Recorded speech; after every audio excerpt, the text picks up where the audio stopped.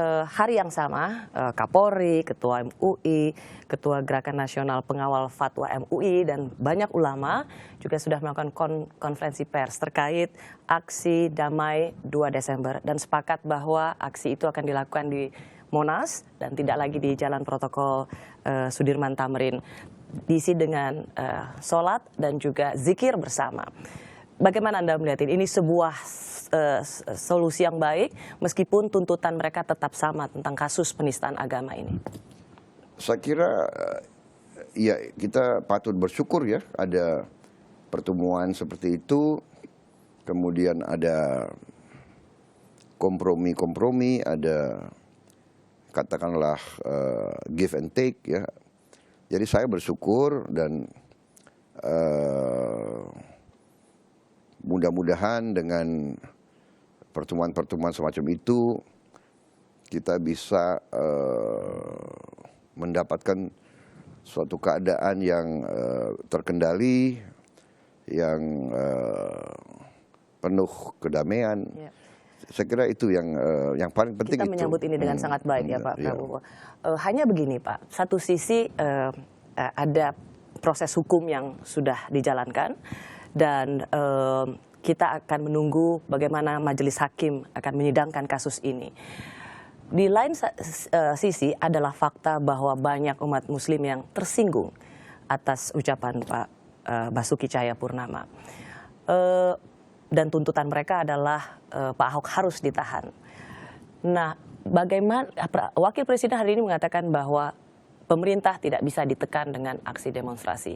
Apakah tekanan-tekanan seperti ini bisa diakomodasi dalam proses demokrasi? Atau sesungguhnya ini bisa jadi presiden atau potensi yang mengancam kebinekaan?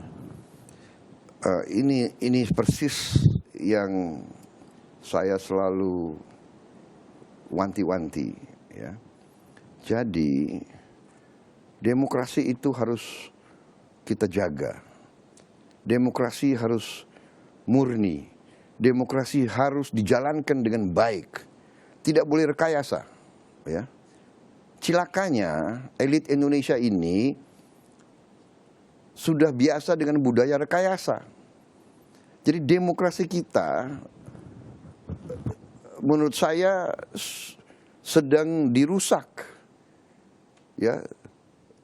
Nyogok ini, nyogok itu, beli suara, ketua partai disogok. Masa ketua partai disogok? Ada yang berani nyogok Pak Prabowo gitu? Sudahlah, masa Anda tanya padahal Anda tahu lah. Ya kan? Masa ada yang berani nyogok Pak Prabowo, Pak? Saya katakan bahwa Anda tahulah, Anda wartawati, ya kan? Jadi budaya merusak demokrasi ini membuat rakyat akhirnya turun ke jalan. Kalau rakyat percaya dengan DPR-nya, kalau dia percaya dengan fraksi-fraksinya, rakyat juga nggak mau capek-capek dipanas. Iya kan? Rakyat turun ke jalan karena merasa suaranya tidak didengar.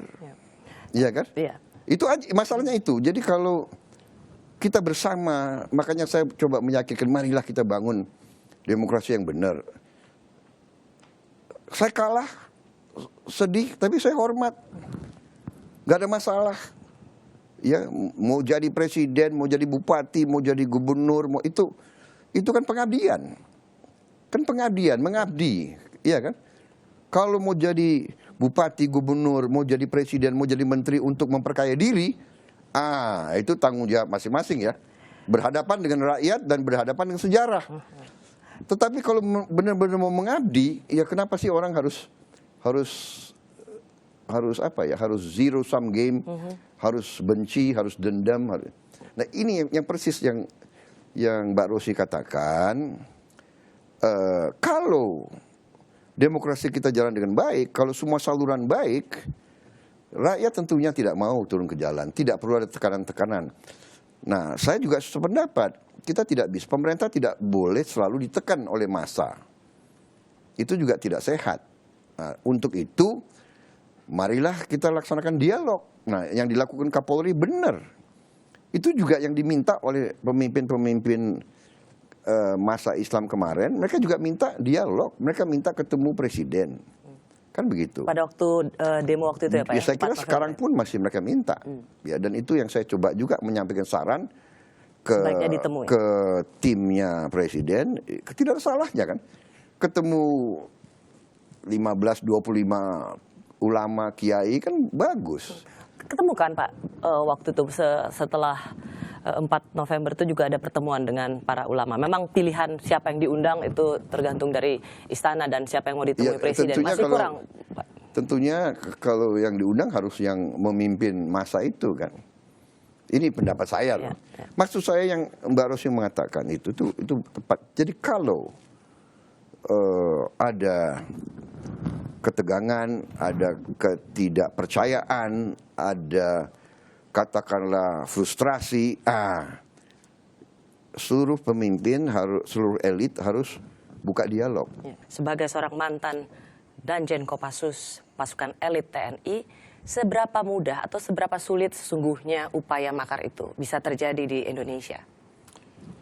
Jadi tentunya ya saya di luar pemerintah, jadi saya tidak punya kemampuan untuk katakanlah mendeteksi atau mendapat bukti-bukti. Kalau pihak yang berwajib mengatakan ada upaya ke arah situ, ya kita perlu waspada. Hanya saya kira bahwa setiap usaha untuk melakukan hal-hal yang tidak sesuai dengan konstitusi itu mengandung risiko yang sangat besar. Ya. Merebut kekuasaan itu bisa-bisa saja, tapi sesudah itu bagaimana mau memimpin dan memerintah tanpa legitimasi? Kalau kita sudah biasa menurunkan pemimpin yang dipilih secara elektoral, secara konstitusional, sudah biasa di tengah jalan kita turunkan. Ini nanti ya Ada kos politik yang mahal sekali. Ya, jadi kebiasaan. Jadi ujungnya tidak ada budaya politik yang baik.